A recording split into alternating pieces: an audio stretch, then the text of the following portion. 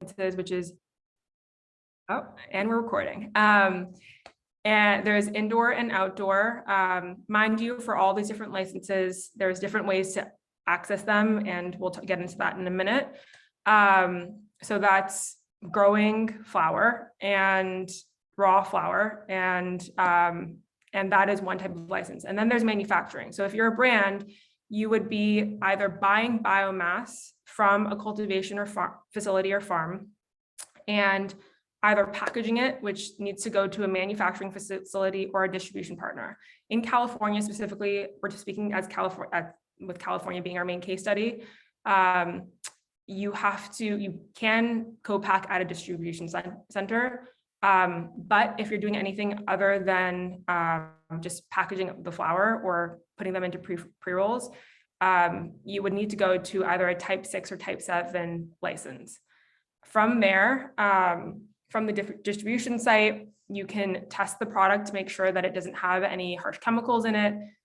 What we're seeing is in the product is what you're getting. And I think what people don't fully understand, primarily because there's just a stigma around weed, is that cannabis, specifically in California, is one of the safest products that you can consume, primarily because it's so heavily tested and regulated.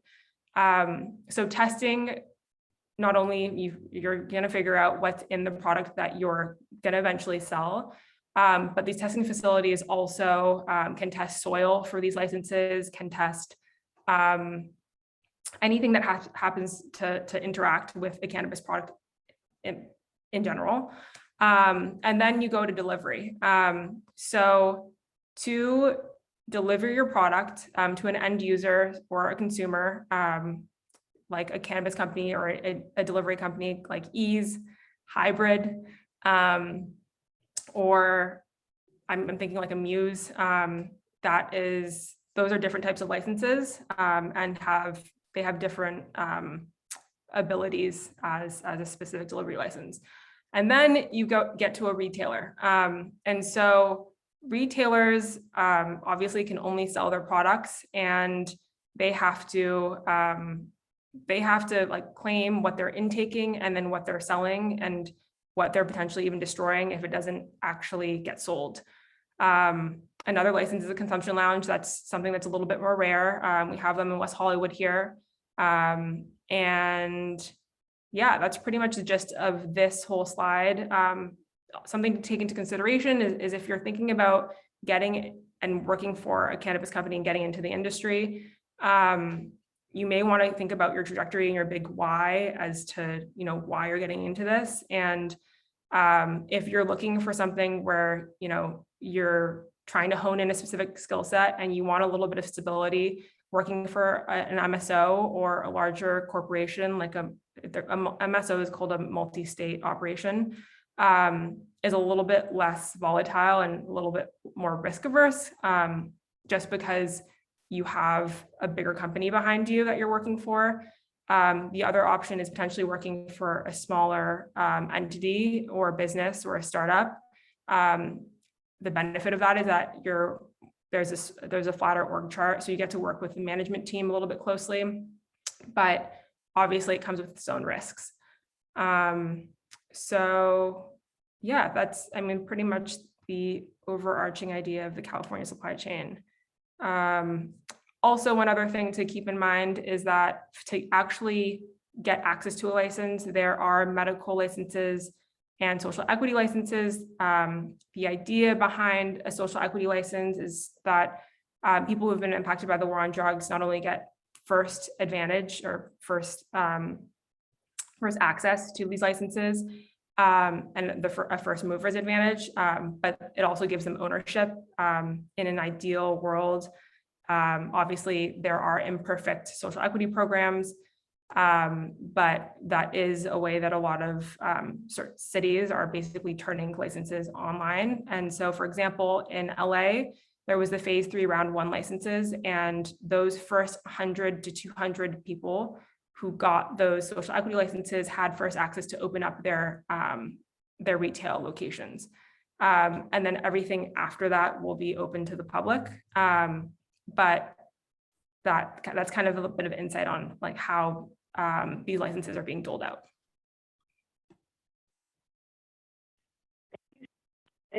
incredible review of supply chain, and really interesting to hear, just what between the lens and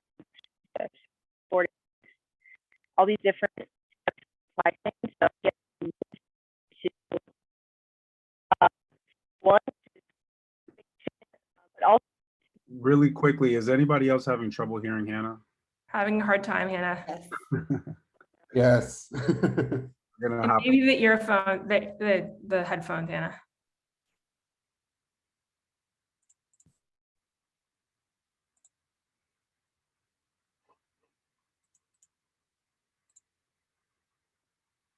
Hmm. Oh no. Still having trouble hearing you. We're not getting any audio right now. Nope. Do you want to maybe try turning off your Bluetooth, or we had this happen during our academy. Try turning off your video and it could just be the feedback. Or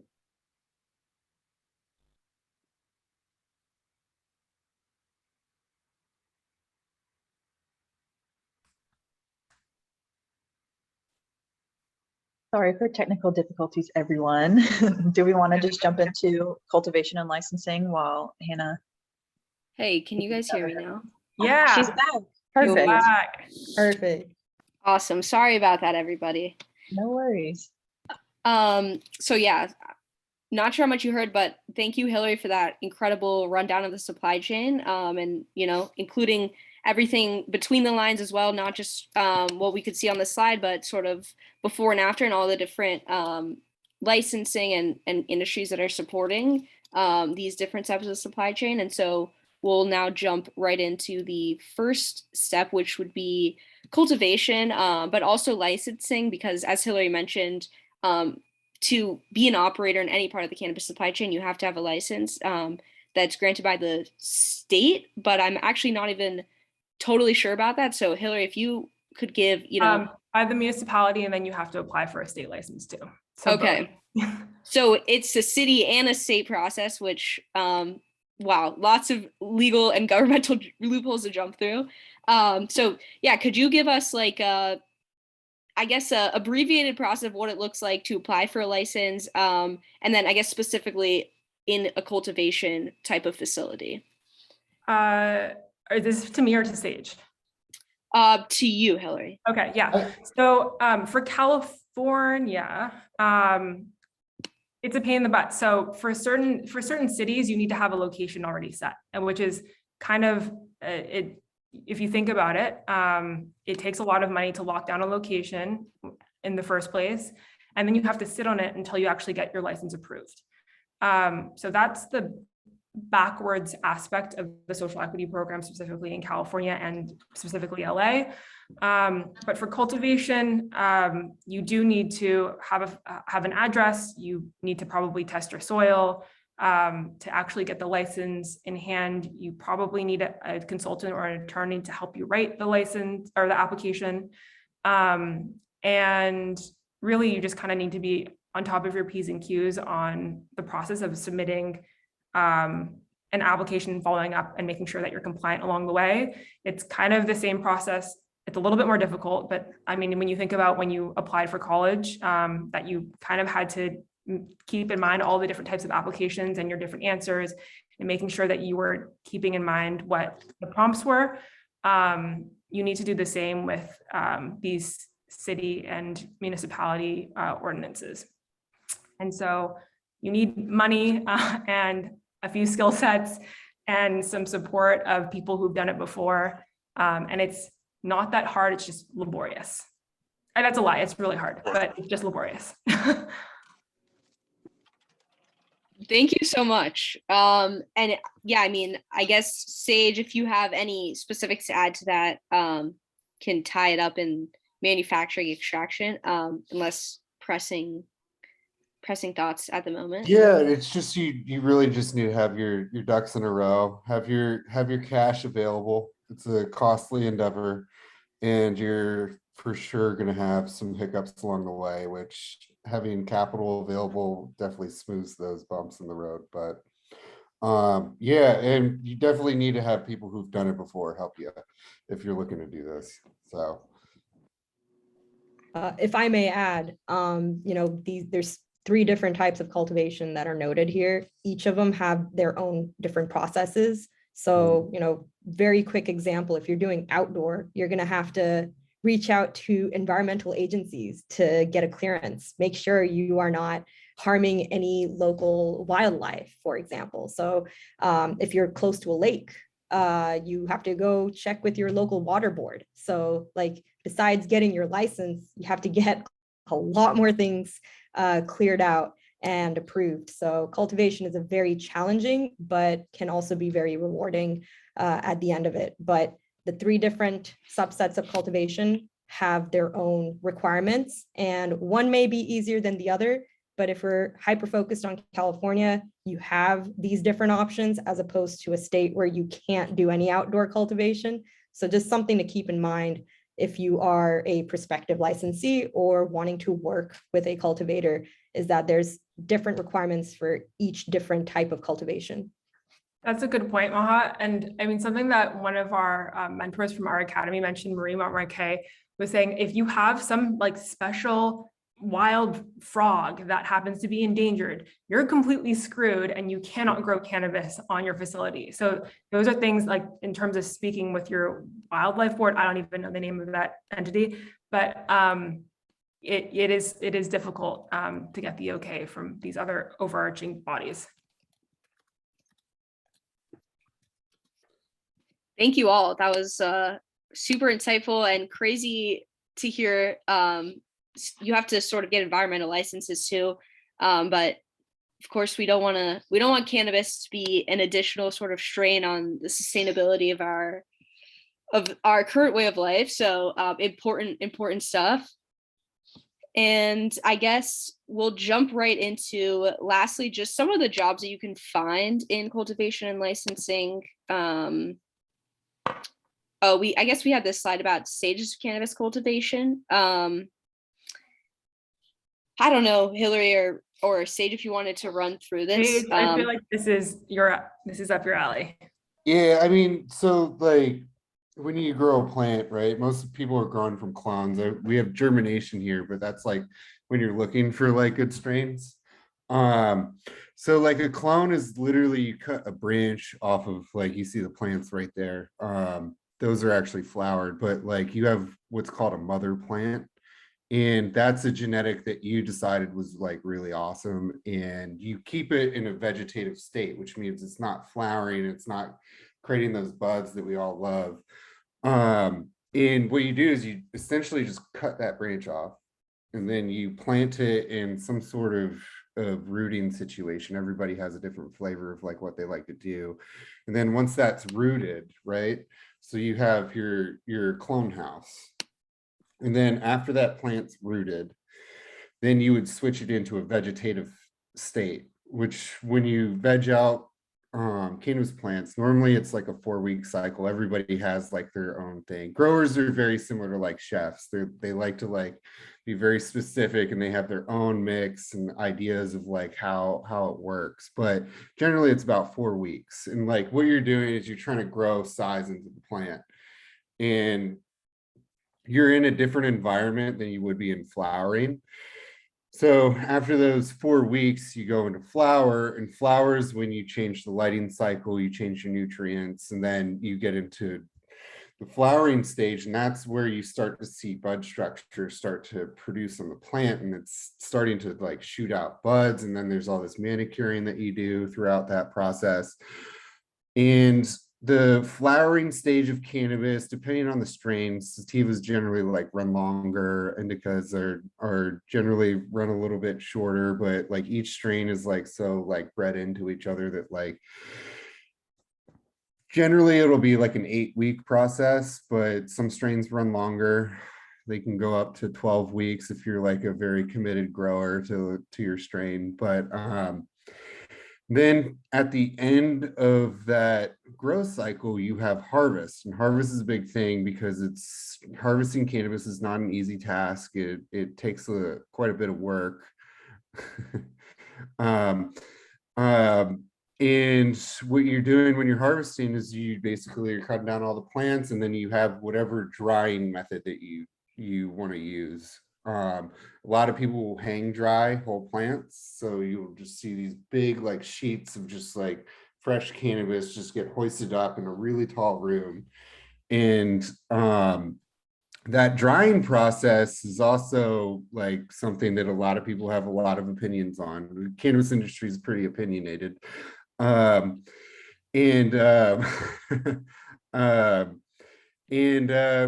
it can be as short as 7 days if you're like in a hurry, or it can be as long as like 30-40 days if you're like taking your sweet old time. But after that part, you have a dried whole plant, and then basically what you do is you bring the plants down, you buck them. Bucking means taking the buds off of the branches, and then you're left with whole buds. And then you go for like a pre-trim, and then you go into the trimming process, which is when you trim the plant down to like the bud that you would see in a jar. But then you have to have an extra process where you cure it, and curing is how you equalize the moisture throughout the plant. And then you also like the terpenes change, and it's kind of like it's not really scientific. It's more of like an art right now. There are people who are trying to do the scientific part, but and then after that, you have a finished bud, and that can go into a jar. And once it goes into that jar, it's ready for sale. So that's kind of like a high level overview of cultivation. There's a lot of different people who will have a lot of different opinions on it, but that's the basics. Thank you, Sage. And yeah, I mean, very long and complicated process. And I think along that way, there's a lot of different people that have to support. So we'll quickly just run through some of the jobs in cultivation licensing, and we can share these slides with anyone who's interested afterwards. Yeah, I can see this. Cool. So generally, like when you get into cultivation facility, if you don't have like any kind of like horticulture experience, you're gonna probably put in the non-cultivation flower part of it, which is trimming, packaging, kind of doing like ancillary tasks around the grow. Then once you graduate from there, you have like three options really. You can go into like the clone house where like you're like tending to like the baby plants. You can go into the veg or flowering phase. Some facilities like to split up their teams into like veg focus, and then they have like a flower focus cultivation team. And what you're doing there is you're just basically making sure the plants get watered properly. Like there's a lot of different thoughts about like how to water cannabis plants. Some of the facilities that I'm in right now, we're watering plants 25 times a day using like high-tech irrigation systems. Some people it's just still hand water. So there's that. There's manicuring the plants and cleaning them up, making sure that like, so like when you grow a flower, like if you cut off all the branches that you don't really want to bud, the plant will devote its resources to the flower of the branches that you choose. So you manicure it so you can get higher yields and also better quality product, meaning larger buds on the branches that you don't cut off. So there's that, and then just like kind of just taking care of like all the different like pieces of equipment and capturing data. And then once you graduate from there, you get into kind of running these grows, and you can get into like a management position where you're kind of like running the different crews who are doing stuff. And also kind of like ancillary to that, we have some compliance and licensing jobs. These jobs are super duper important. In my in the facilities that I run, metric and your seed to sale compliance software is extremely important. So normally you have like a dedicated technician to capture all the data, and basically the cultivation staff will like, you know, take notes throughout the day and like feed it into a data inch. Someone whose lead job it is to basically manage metric. And then you have basically what's called like a quality function in cannabis. And what their job is to just like make sure that like all of the metric, all of the data that you use to make business decisions is all centralized, and making sure that like all of your through your process, you hit these points where you have to like make sure that like your process is working, and they just basically manage that. Those are really good jobs if you have a mind for spreadsheets and keeping track of people. So yeah, Thank that's you. Perfect. Yeah. I think that was a great overview of the different jobs in cultivation and what they entail. So if anyone has further questions, sure Sage would be happy to connect after this call. So yeah, let us know, drop email and chat like Suzanne said, and we'll keep it rolling with Sage actually. To do a sort of brief intro to what the next step of the supply chain looks like, which is manufacturing and extraction, which really touched on a bit earlier. So not just sort of packaging flower into pre-rolls and 1/8 ounce jars, but also extracting flower to make wax, all the various types of wax, infused edibles. So yeah, if you could give us like a brief overview, what manufacturing and extraction looks like, and then the jobs as well. yeah, so I'll just give you like a little background on my story that kind of gives me the I guess the expertise to speak on this. But I started in California about 10 years ago in the Prop 215 days, and I was a broker and kind of got introduced to hydrocarbon extraction before it like really existed. And 10 years later, here I am building large scale extraction facilities for large companies all over the East Coast. And it's pretty crazy how rapidly the cannabis industry has progressed into having vape pens. Like when I started, vape pens didn't exist. When I started also, people were mulching their trim, and now cannabis businesses won't survive without trim, supporting the margins. But what manufacturing and extraction is basically everything outside of flower. Some people call pre-rolls manufacturing and extraction, but some people don't. That's kind of up to the eye of the beholder. But basically, this is going to be your vape pens, your concentrates, your edibles, your drinks, your topicals, all kinds of stuff like that. And it's kind of like a black box in the cannabis industry. Not a lot of people know about it. There is a huge talent crunch in the extraction and manufacturing part of the cannabis industry, because there's not a lot of people who know how to do it. So there's plenty of jobs.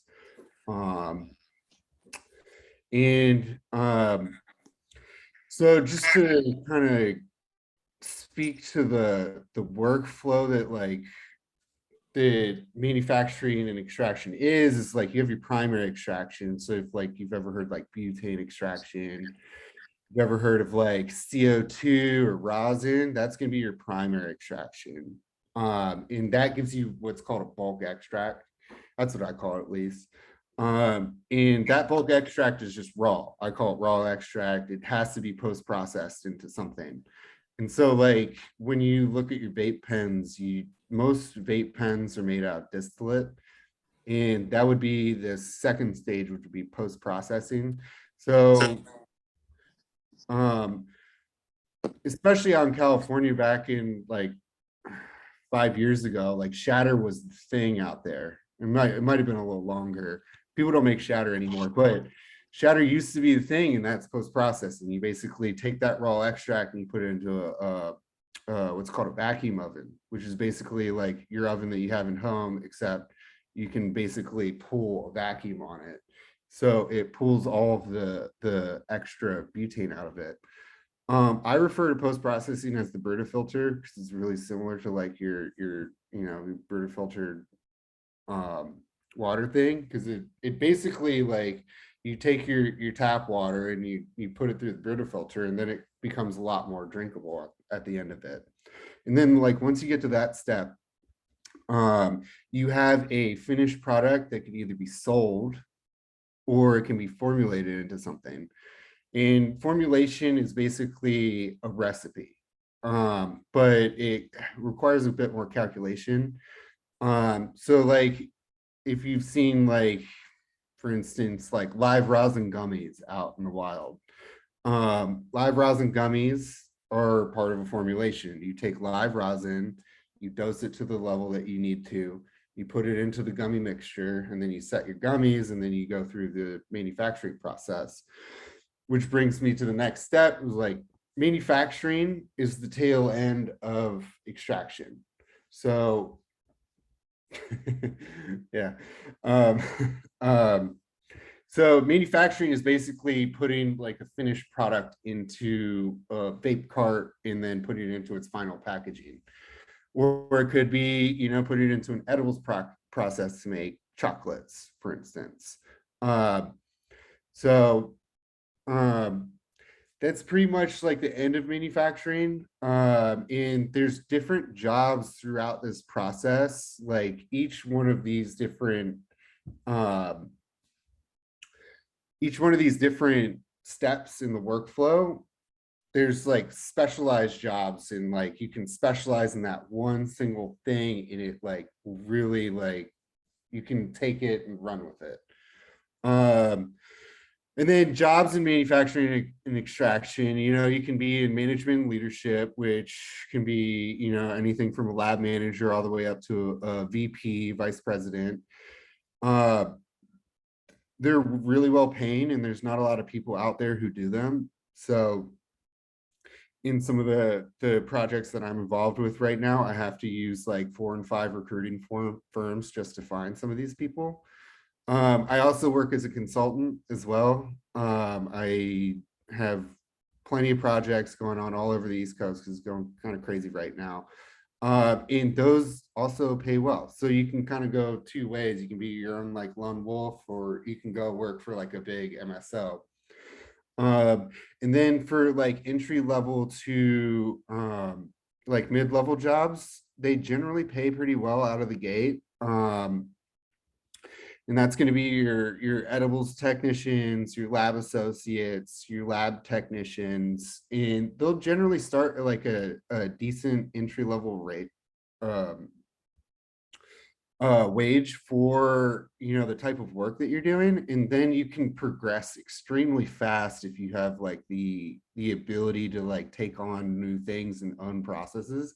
And that's when you get to a senior lab tech. And the senior lab tech, you know, they're like some of the most like important people in these types of facilities, because they are able to like own processes, and it frees up the management to like be able to like focus on the future. So it's just a high level overview of the manufacturing and extraction piece of the cannabis supply chain.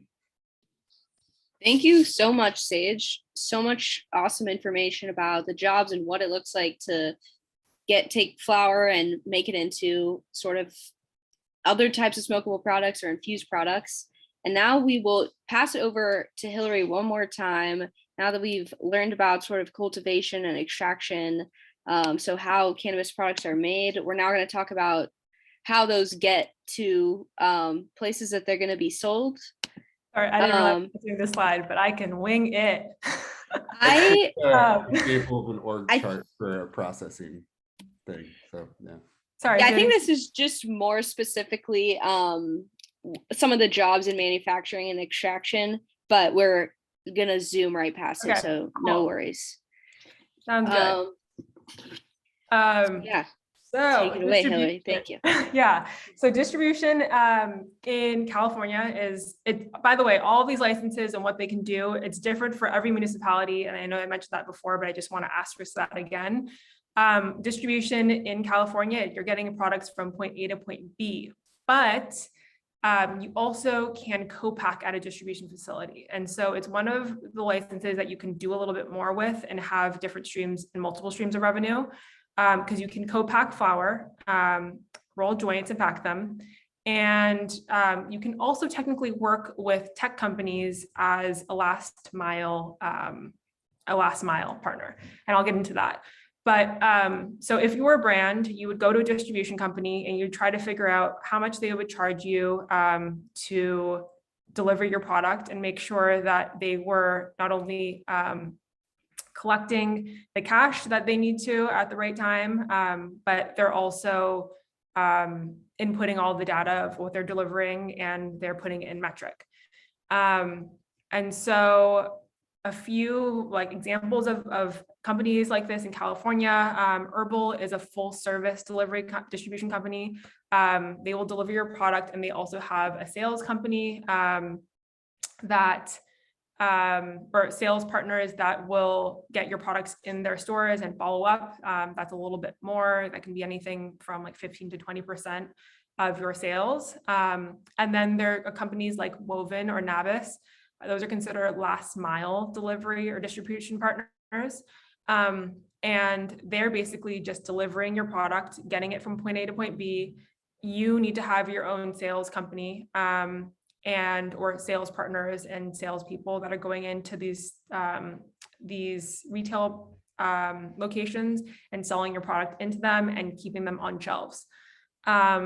So that's a little bit about distribution licenses.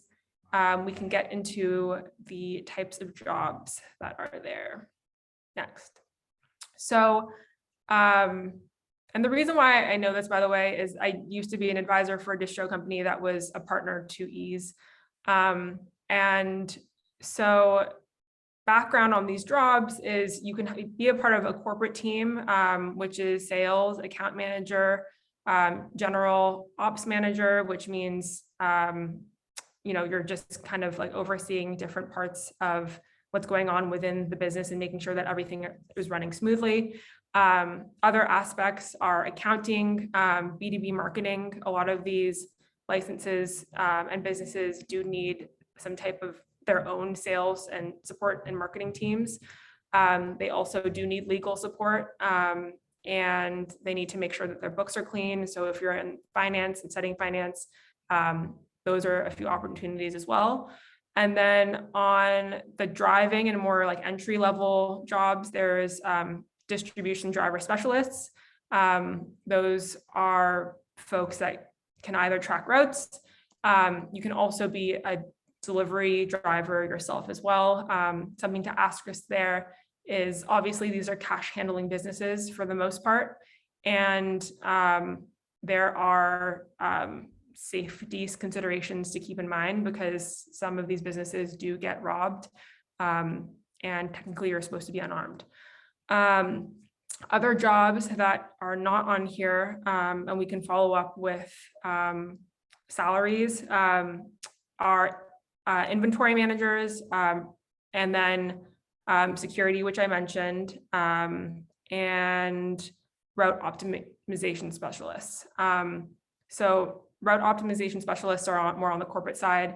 And going back to the opportunities with distribution companies, some of these businesses will also partner with tech companies like Ease and Muse to be last mile partners. And so we're going to get into delivery, but technically speaking, if you had a delivery license or a distribution license and you wanted to work with a delivery partner, they could technically, you could create an MSA,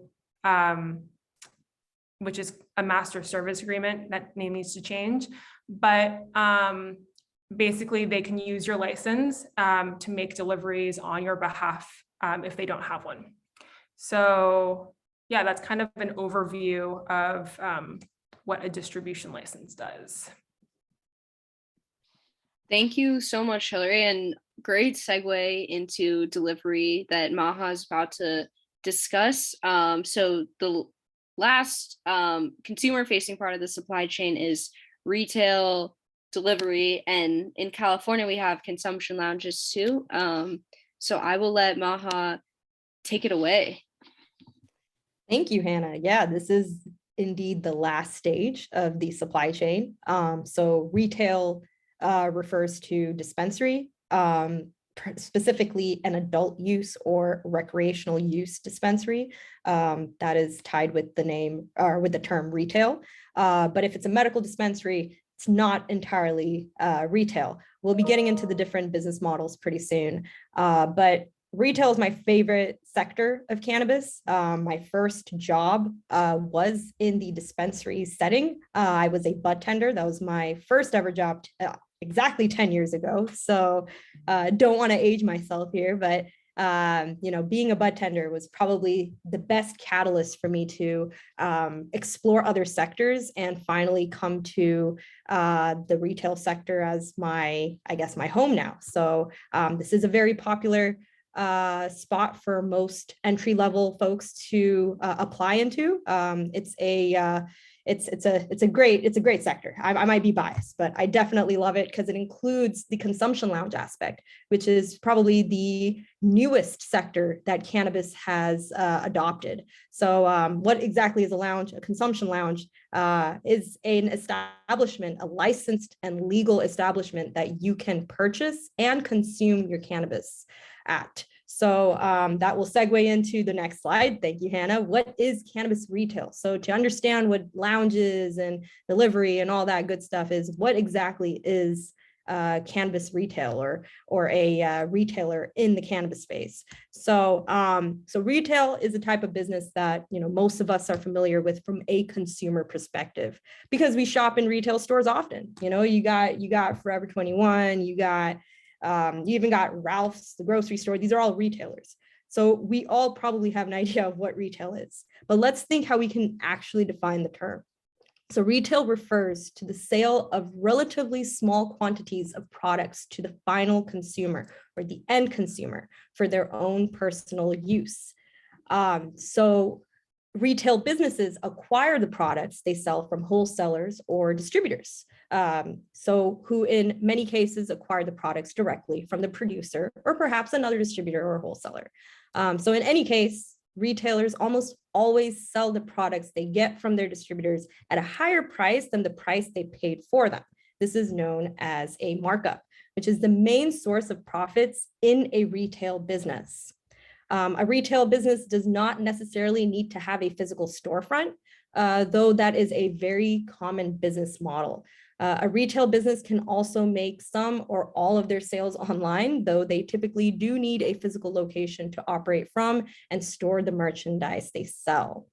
So in the state of California and even a couple other states, a licensed cannabis retailer is the only type of business entity which is allowed to sell cannabis or cannabis products to the end consumer, which is another term that describes the individual person who is actually going to consume the product. Another term that is also used instead is ultimate consumer, final consumer, end consumer, whatever you call it. They're the ones that are buying small quantities of the product for their own personal use. So this can happen in a store with a physical location, and that is often called a brick and mortar dispensary. Or there are also delivery only businesses which do not have an actual storefront that customers can visit. Instead, they deliver the product from their facility to the home of the final consumer. So retail plays a pretty key role in the cannabis supply chain. So yeah, let's go to the next slide. So what exactly is the retail's role in the supply chain? So purpose is to acquire products, prepackaged flower, pre-rolls, manufactured products like edibles, vape cartridges from distributors. They sell those products to the end consumer.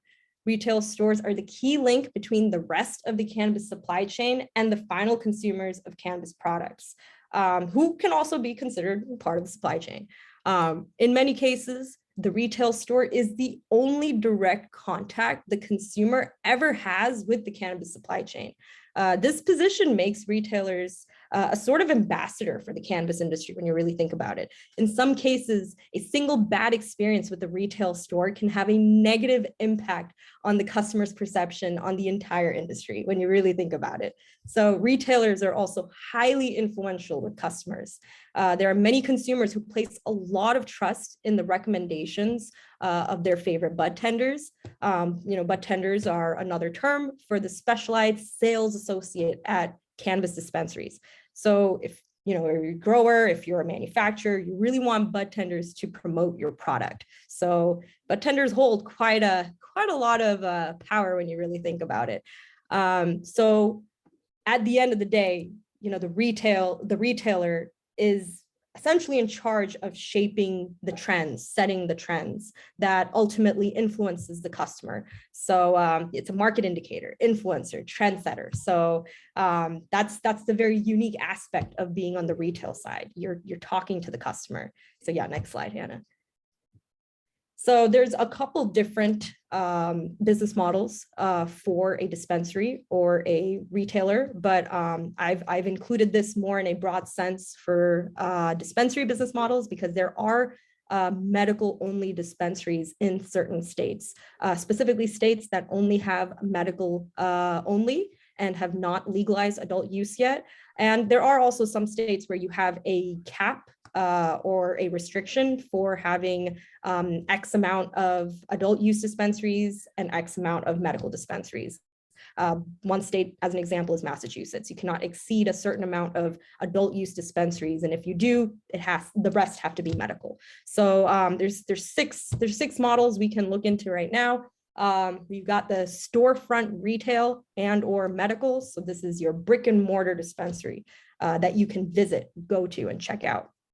And then you have your storefront that also has delivery. So maybe your favorite brick and mortar shop also has a delivery component to it. And then you will have delivery only. So that's like your Ease, Amuse, well, in California at least. And that's all they can do is deliver to you only. And then fourth is retail and consumption lounge. So this is a consumption lounge that also has a dispensary associated with it. And you know, most consumption lounges do have to have an associated dispensary, retail dispensary component to it. So and then that carries over into retail with in-house branded products. So this is touching on a little bit of vertical integration, which I will speak to a little in a little bit. But you know, a retailer can have their in-house products, in-house brands. And so 6, this is specific to California and maybe a few other states, but a micro business with retail. And that entails having small operations of either cultivation or manufacturing or even distributing with the retail license or with your brick and mortar store. So you have a little bit of control with your in-house products and or distribution practices. Maybe you have a portfolio of brands that you already distribute and have wanted to restrict it to just that. So it is, and you know, just like Nigel said in the chat, it is a pretty large operation when you think of it. But when it comes to like how big can your cultivation can be, it's quite small compared to someone who only has a cultivation license. And likewise for the retail store aspect, you are capped in having a smaller shop compared to other retailers that are retailer only. So these are just different business models, different calibrations of how a dispensary or a retailer can present themselves, and you know, other licenses that they can stack onto their retail license. So yeah, next slide. And that's a lounge rendering, by the way, so pretty dope. I put in a few more slides. Oh, no, you got it. Yeah. Go back to the jobs. Sorry, I think they got out of order. No worries. So yeah, there's several jobs, or actually, no, let's talk about jobs. Let's talk about jobs. It's all good. Yeah, so there's several jobs in retail, delivery, lounge, like that's ultimately 3 different businesses when you think about it. But the best part is you can identify a job by either being customer facing or being in the back office. So either you are front facing or back facing. So there's receptionists, there's bud tenders, there's you know, different levels of supervisors and shift leads. There's your assistant general manager, your general manager, you have delivery drivers, and then you have your servers at the lounge level. So there's different options. But it's all customer facing. So if your priority is to interact with the customer or interact with the patient, talk to the consumers, get their perspective on everything, these customer facing jobs will be perfect for you. There's a range of hourly and salary jobs. There's different levels to it.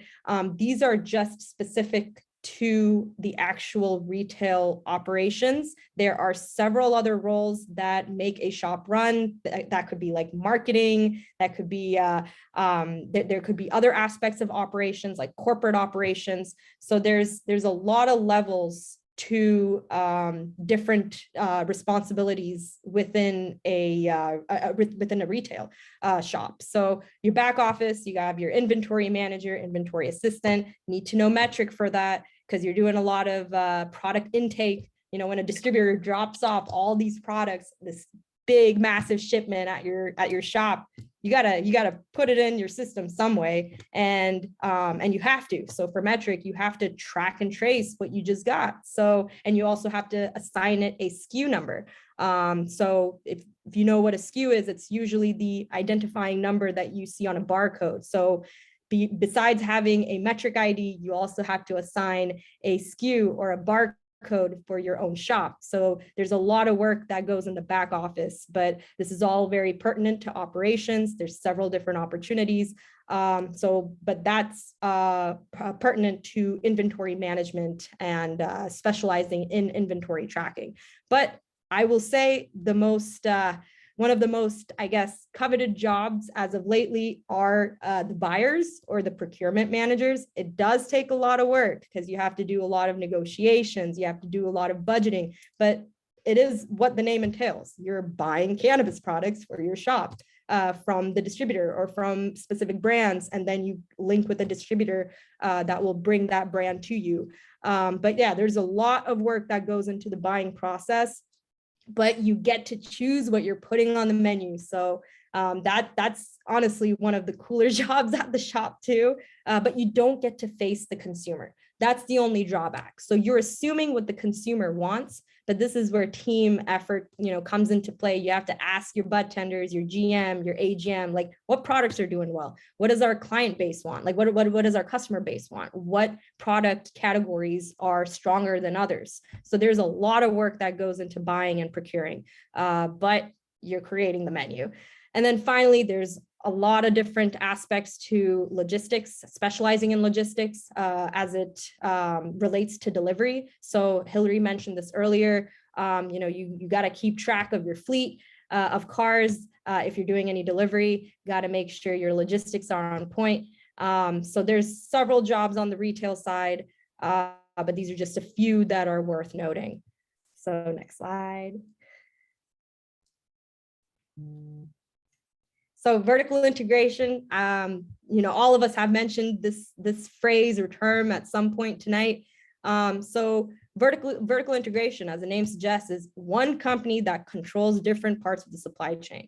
So I'm from Green Thumb Industries. We are a multi-state operator that is vertically integrated, meaning we have all these different businesses. We've got cultivation, we have extraction and manufacturing, and we also have retail. So, and of course, within that we have distribution and delivery and lounges all grouped up somewhere in that. But just to give you guys a little bit of a visual, there's a web map on here that shows Green Thumb, and then it shows the different brands and different retailers that are part of the GTI or the Green Thumb Industries ecosystem. So going to shout out Essence Dispensary. If you guys are in LA or SoCal or even Nevada, check out Essence Dispensary. We got great deals there, but that's in our map. And then we also have Rise, which is another set of retail dispensaries, primarily on the East Coast and Midwest. And then we have our brands like Bebo, Rhythm, Good Green, Incredibles. So Incredibles, those are our edibles. Bebo, that's our luxury vape brand, and pastilles. So it's like, fancier edibles. And we have Good Green, which is our budget and social impact focused flower brand.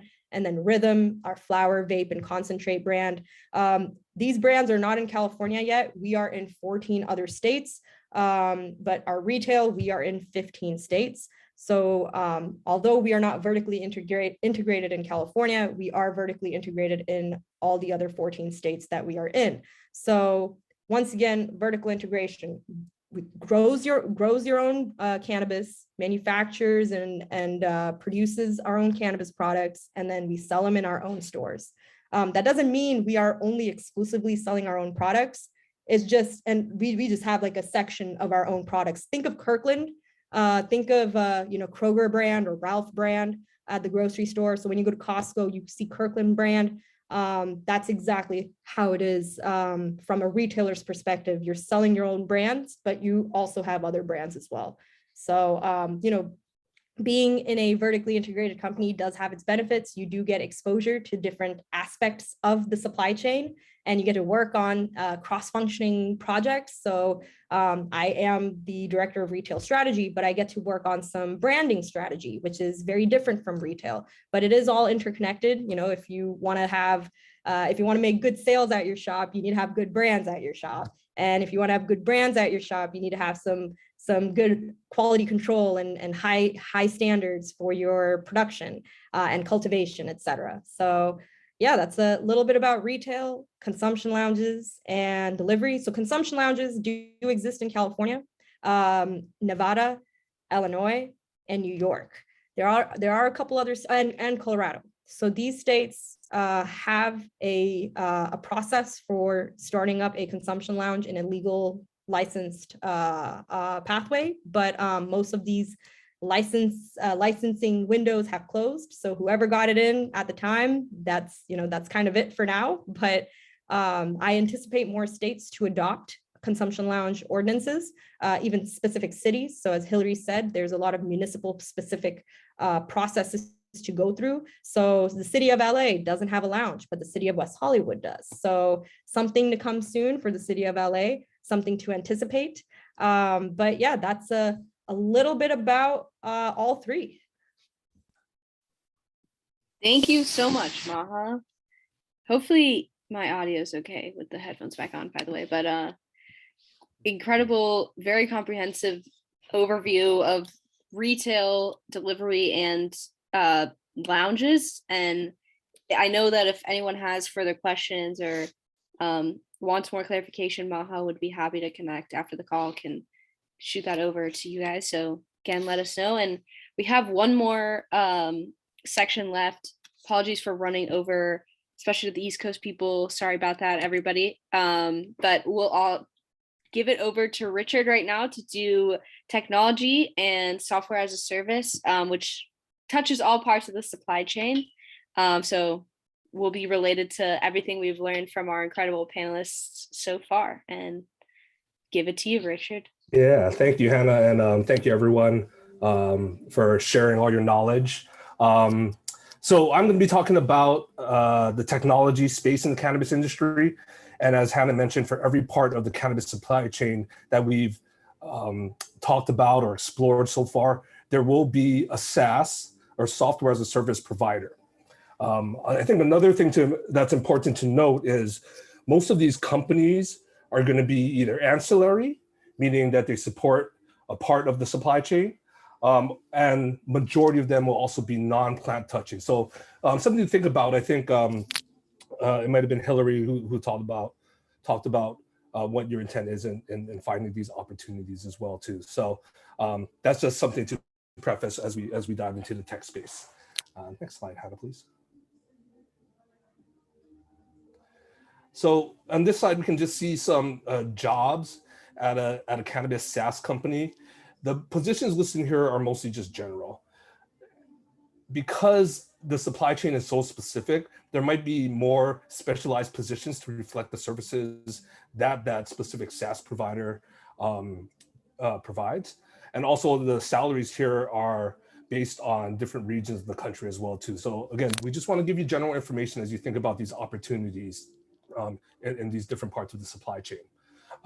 So just to go briefly over these different roles, the sales portion of the SaaS provider, this is going to be, you're going to have your business development representative, your BDR, and your account executive.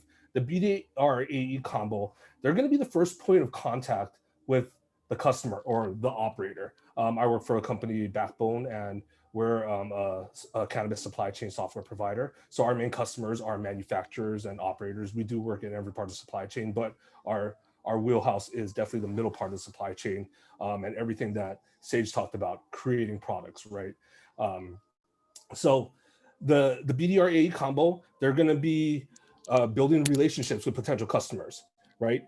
building the trust to really understand what the pain points of the operators are and what solutions can be provided and how the company can best serve them.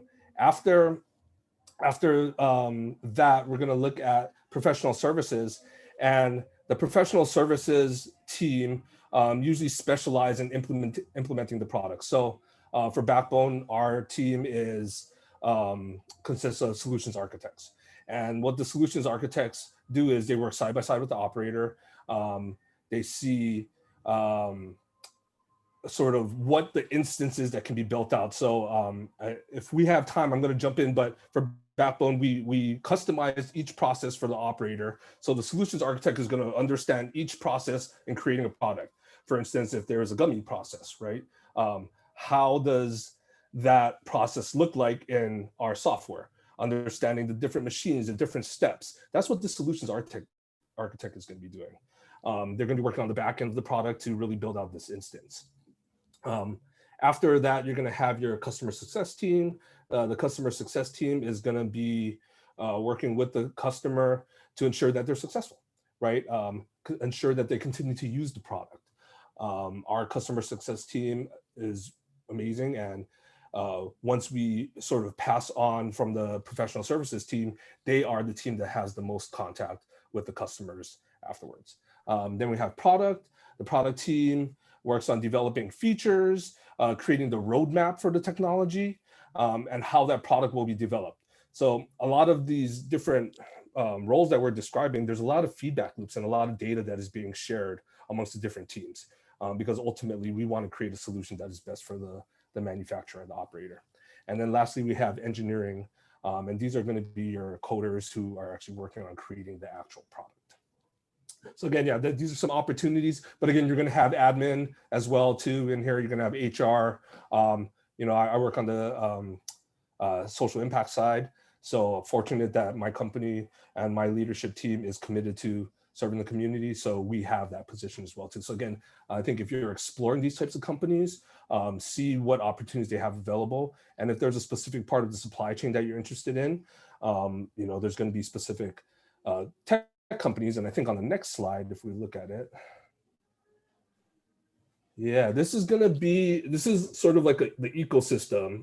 I think this might be a couple years old. So as you can see, there are different parts of the supply chain and the different tech providers, but some of these companies, they might not exist anymore, and there might be new ones on there too as well. So again, a lot of opportunity in the technology space. And I think for everyone out there, something to understand is you don't have to really have a technology background to enter this space. My background in the cannabis industry, I was working with producer processors. So I was working the grow, I was working on the manufacturing side. And it just so ended up I happened to work with a technology company. So if you're interested in this space, look at all these companies. There's so many, and there's a lot of providers as well too. Another thing about technology providers, a lot of positions might be fully remote as well too. You're not going to have to go into the facility as opposed to a plant touching company as well too. So just something to think about as well. Next slide, Hannah. Great. So here's just some value propositions that Canna-Tech can create for operators. So I think you've heard a lot about metric and these mandated softwares that manufacturers have to work with. What we do on Backbone is we're sort of that extra layer on top of the tech stack. So we offer manufacturing intelligence. There are other companies who provide business intelligence on the retail side. There are companies who provide laboratory services. Again, there's different parts of the supply chain, but what we're looking at over here, again, are different value propositions that technology can provide. So data collection and aggregation, that's really helpful for a lot of companies because what's really important in the manufacturing and operator space is going to be capturing your COGS. The 280 tax code is, it's a huge burden on a lot of operators. So the more intelligence you have on how to run your operations efficiently, effectively, but also understanding your COGS. I think for Backbone, what we're always trying to strive for is real-time COGS, what that looks like for an operator. So again, they can make data-driven business decisions, but also run an efficient company. Visibility into operations from anywhere. It's just really important to understand what your whole operations look like, and if you can have that holistic view on your dashboard. Product usage and lineage views. Again, this is going to be how you understand your operations, and are there different ways that you can create processes, or how you can create more efficiencies as well. This last part, machine telemetry, on our software, we integrate with hardware as well too. So again, adding that extra intelligence is something that can be really useful for operators as well. So what we really want to capture here, go ahead, Sage. Just to jump in here as a customer of Backbone and an advisor of Backbone. Backbone is like really like created like one of the like cornerstone products that I form my operations on. And the last one, the machine telemetry thing, it's like so like when you extract, you just generally use like intuition and flashlights and peepholes to like figure out what you're doing, and Backbone's on the verge of like being able to capture data on that, which the cannabis industry, how young it is, it hasn't been able to do that yet. So it's just like an extremely powerful tool, and it's really, really, really cool. Honestly, I'm kind of a nerd about it, but yeah, I just want to jump in. Yeah, no, thanks, Sage. Yeah, and that is a big thing. You know, I see Nigel's talking about sensor text and grows. Yeah, we integrated with all of that because, again, we want to empower the operator with as much data as possible so they can just create good products. And a byproduct of having all this data is you're going to build trust and transparency into your processes, and you're going to pass along that trust and transparency onto your consumers as well too. They're going to be able to understand all your business practices, what you're putting into your products, and then you're going to build trust, and you're going to be able to have that, you know, brand affinity, really. So that's a little bit what we do on the Backbone side. Hannah, I'm not sure if we have time to run into the demo. If not, it's okay. I think we're. Yeah, I think for the sake of time, probably we should breeze past it. But if you want to share, like screen record and share with the registrants, we can definitely send that over. Yeah, definitely. Via email. I can share some videos with everyone so we can have a better understanding. But main thing, just want to talk about, there are a lot of opportunities in the technology space. So as y'all are thinking about entering the industry, yeah, definitely think about the technology side. Thank you so much, Richard. Super interesting and great overview of how technology supports operators across the cannabis supply chain. We will quickly just shout out a couple job boards. We talked about a lot of different stuff today, all across cannabis supply chain. And I know, you know, there's a lot more that we could unpack with each of those different areas, and really, really want to thank our experts, Hilary, Sage, Maha, and Richard, for coming here today and sharing your knowledge and spending your Monday night with us. And so, yeah, if anyone is interested in working in cannabis, we have 4 incredible mentors here. Myself and Nadir and Suzanne would also be happy to talk to you and provide, answer any questions. There's also these 3 job boards, which should be updated pretty regularly with available opportunities. And hopefully some of the knowledge you gained here today will be helpful, helping you choose, you know, what type of job that you're interested in. And thank you to everyone in the chat for all your feedback and questions and comments. 100% agree with, sorry if I butcher your name pronunciation, but Chriselle's insight. Industry built on the backs of people exploited by the war on drugs should have adequate representation in the legal industry, and it's important that it's acknowledged in these spaces. So thank you for bringing that up, and 100% agree. We always try to make sure that these spaces are representative of the people that have been constantly at the grassroots of cannabis, and making sure that, you know, there's still a lot of people in prison for it. So we got to make sure that we're doing everything we can to make these spaces representative and inclusive, and doing justice to the people that have taken this industry to where it is today. So thank you all so much. I don't know if the panelists have 5 minutes, if anyone has, a couple questions, we could do that, but understand that we ran over time. So got thumbs up from Hilary. I know stage is late for you. But yeah, if anyone has questions they want to throw in the chat, we could also just connect you via email afterwards. Suzanne, just threw the email in there. I'd like to just throw it out there. If anybody wants to get into the grow or lab and like play around with making dabs or anything like that, just hit me up. I love helping people get in the industry. So there's not enough of us right now, and it's only going to get worse or better for those who are looking for jobs. So, but yeah, I love helping people get in the industry. So feel free to hit me up. I'll throw my email in the chat if anybody wants to hit me up. So. Just shared a link for all jobs at GTI, whatever state you're in, you can check. There should be an opening somewhere. And if there is, let me know. Happy to refer y'all. It's endless. Does anybody have any questions? Because we're down to answer them. What jobs are you all looking for? I have questions for you. Nothing?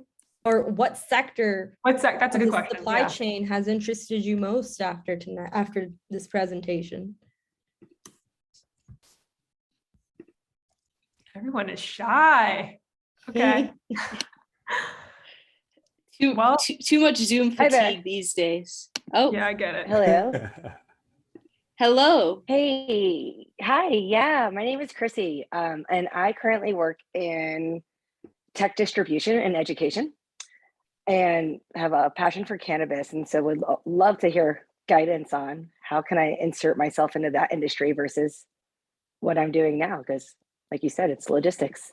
Like an LMS platform education, or what type of education are you in? Actual like charter sector public education. Oh, very. So like I manage the technology for an organization. We have about 30,000 students in New York City. Wow.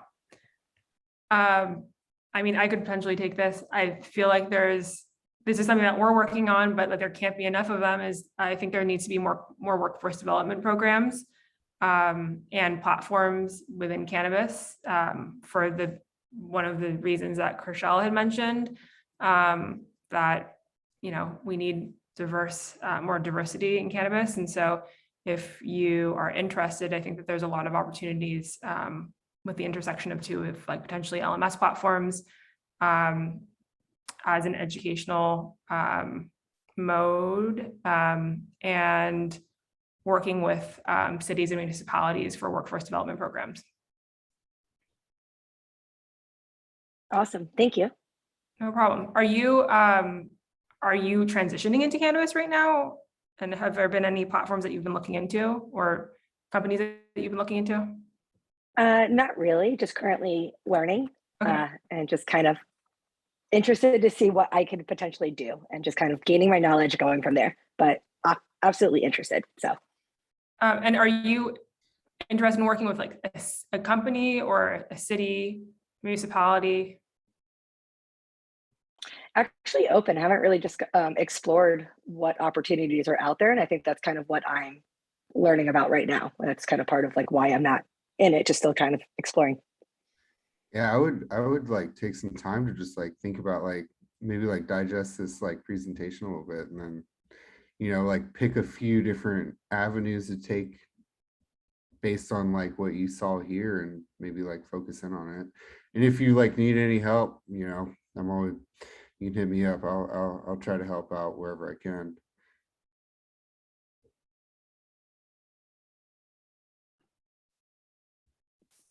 Thank you. There's a question in the chat too, I think, Anna. Yeah, I saw that, Carlos. Carlos is interested thinks that the financial back end would be a good fit. I would love to try and become an account manager. And I mean, I'll just jump in and say, I know that financial is a very sought after position in cannabis right now too. I think similar to manufacturing and extraction, I think there's not enough people with that specialization. I don't know if anyone else has thoughts, or Carlos, if you want to speak up. Yeah, can you hear me? Yeah. Okay, cool. I do have a headset on. Perfect. Yeah, no. So I'm in Missouri, and it is unbelievably hot today as opposed to yesterday. But yeah, no, because my current position is not lame, but I kind of oversee the finances for 12 different states with my company, and I'm kind of getting tired of it. So the whole staying behind the cubicle all day, every day, not in something I'm passionate about, is kind of starting to drain on me. So I would like to take what I've learned and move towards the cannabis industry. But like I said, it's Missouri. Who knows what's going to happen with that? But definitely that's the portion I'm interested in. Yeah, I mean, like, so like, there's like a couple different types of like salespeople in cannabis, and like some of them are like they're like door-to-door salesmen, kind of like beer salesmen, where like they'll like go to dispensaries and show up and like do that kind of thing. But if you're like more of like a bookkeeper, like the accounting in cannabis in general is not in the best place, I would say. People need So help. there's a huge need for people who can like keep accurate books. So I mean, it depends on like what direction you want to go with that, but there's like needs on both sides. Like basically anywhere you look in the cannabis industry, there's probably a need for, someone who can like handle 12 states. I don't know what that means from like just hearing that, but like it sounds like you can like keep your book straight. So Yeah, at least I try to. yeah, a company would really benefit from having someone like you on board. So Thank you. Just for like further reference, I shared a job board link to Green Thumb Industries, which is the company I am with right now. And if you check under their sales category, they have like account executive positions, sales director positions. Those sound like something up your alley, especially because you are overseeing a couple states. An MSO might actually be a fit for you, a cannabis MSO, because you are dealing with similar responsibilities, having to do work in multiple states. It is a skill set that is very good and sought out for within multi-state operator companies. So yeah, highly recommend checking some job descriptions out that fall under the sales category. Oh, for sure. Will do. Thank you. Yeah, I think we had a couple more questions in the chat.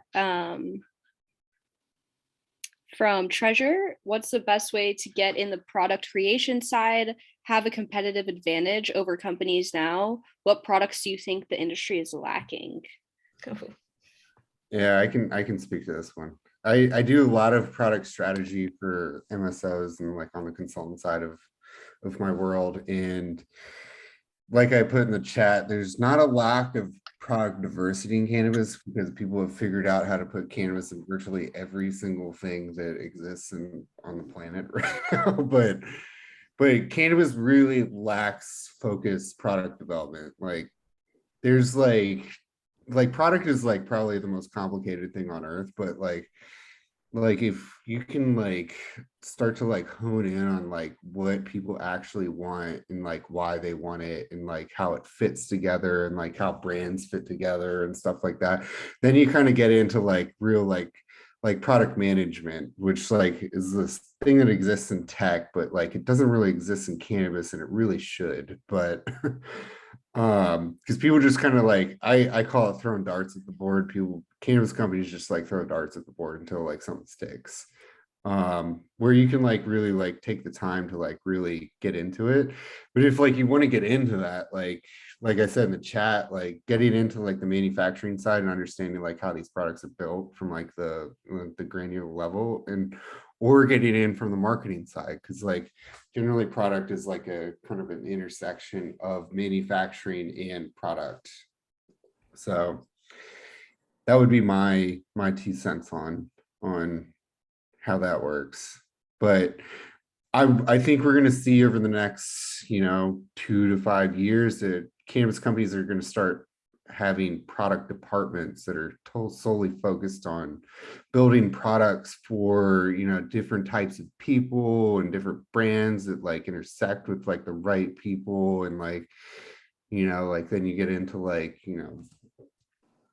maybe like you have like a cheaper tier of cartridges, and then you have like your like luxury brand of cartridges, kind of like what Maha was talking about with Yeah. So we've got a full innovation team that is under the branding and production side. So these are folks dedicated to innovative product categories, formulation, all sorts of new things. So I just went to Hall of Flowers, which is a very large expo for buyers or retailers looking to expand their menu or product offerings. So there was all types of products I saw at this expo. I will say there were a few that did stand out and seemed innovative in their own regard. One of them was called Nano Pops. They were infused push pops, like otter pops that we used to have as kids. So this was infused with 10 milligrams. It was amazing. It was delicious. And I could see that making a killing at consumption lounges. Another innovative product I saw was, oh man, I am so excited to carry those guys, but they're called Paradox, and it's rosin that's shaped like a pot leaf. And I love that. Like, it's crazy. Like, not many people in the past have thought about putting or shaping rosin into jelly molds that were often used for edibles. And it was very cute to see that. I could see that being a very a decent seller for its novelty. Other products, so there are some cities that don't allow beverages.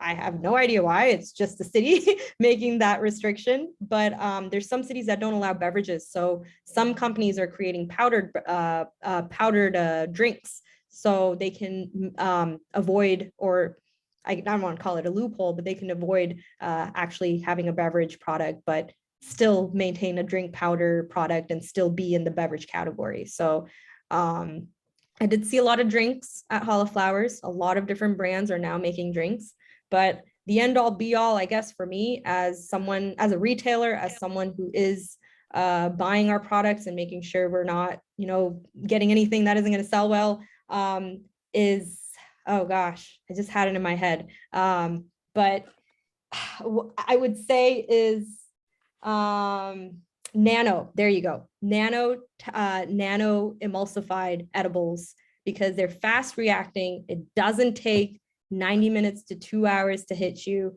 I see that as being a bestseller in edible category is fast reacting edibles. So yeah. Yeah.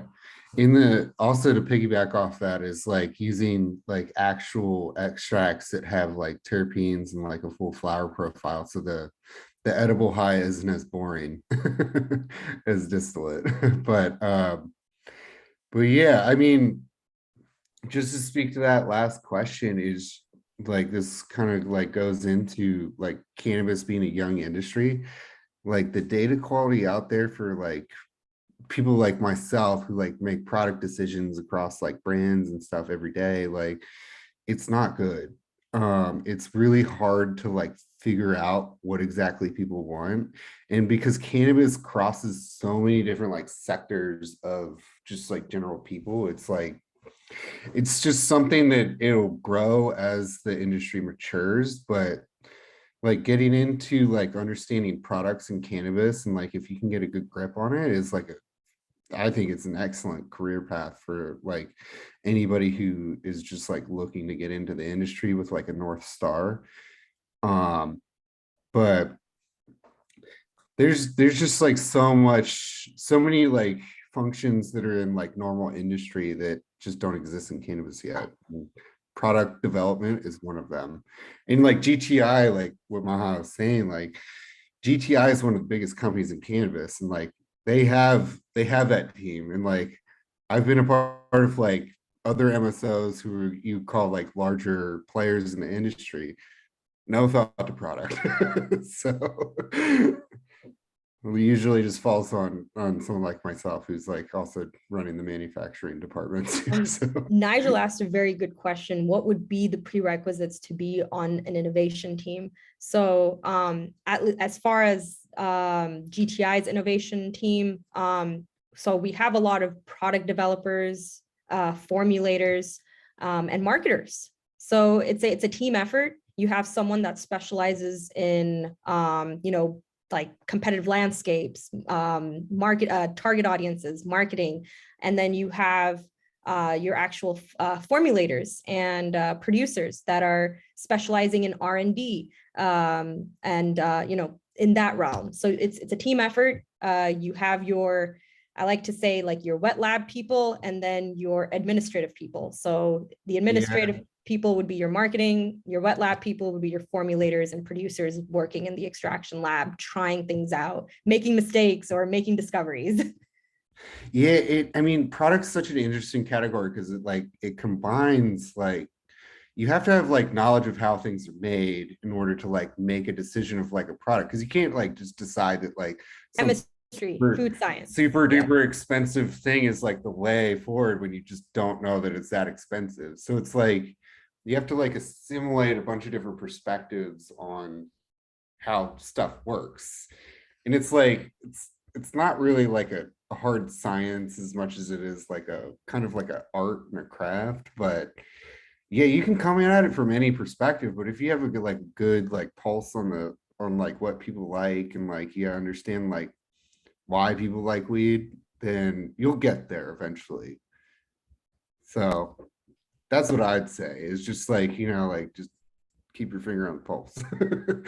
Just keep on, Yeah, I would also argue that like there's the EQ aspect of it, where it's like you just know as a consumer this is what people like, and then there's the data aspect of it, is like a lot of these larger MSOs are not incredibly diverse, and so sometimes their data that they're pulling from is not speaking to like their diverse customer profiles.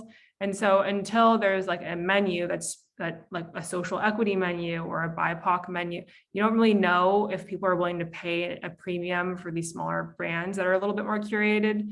And so that's just something else to consider.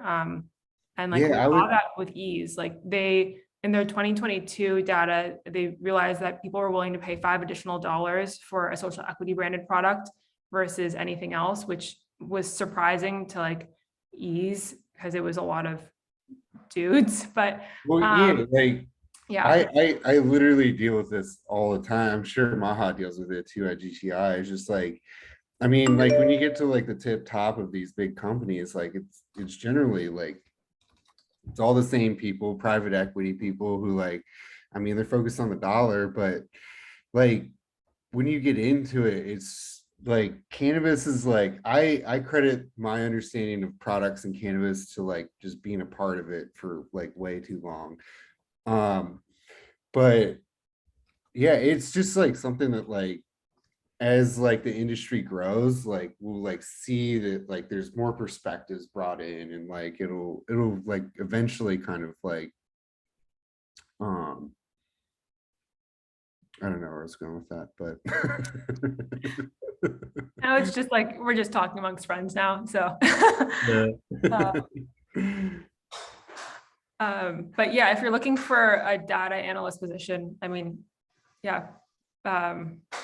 backbone. Yeah, definitely. There's a lot of data science teams being developed more. So I think that's going to be more on the MSO side, who really want to understand that data intelligence and exactly what Hilary was saying, who their customers they're serving are. So yeah, data analyst positions, data science positions, that I think that those jobs are being developed more now. I think like what Sage said, like there's a lot of jobs that just don't exist yet in the industry, but they will, and data is going to be something. Yeah, but definitely, I can't see who sent that. Mariana, yeah, hit me up, and then we can talk more about data too, for sure.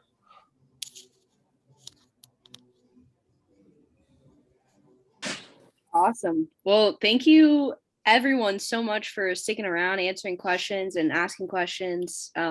Really happy everyone got to connect, learn, network, and super excited to see we'll have some offline connections. So yeah, great great presentation. Thank you all again so much for joining. Hope you have a wonderful Monday night. Yeah, thank you all. Thank you so much. Thanks, Maha. Thanks, Richard.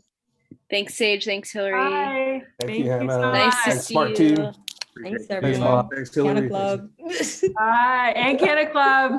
Woo, Bye, go Cannaclub. Nice to meet you too, Maha, finally. We're gonna connect, Hillary. Yeah, definitely. We We're need gonna to meet connect. up. Take care, Thanks, everyone. Rich. Bye. Okay, see you. Bye.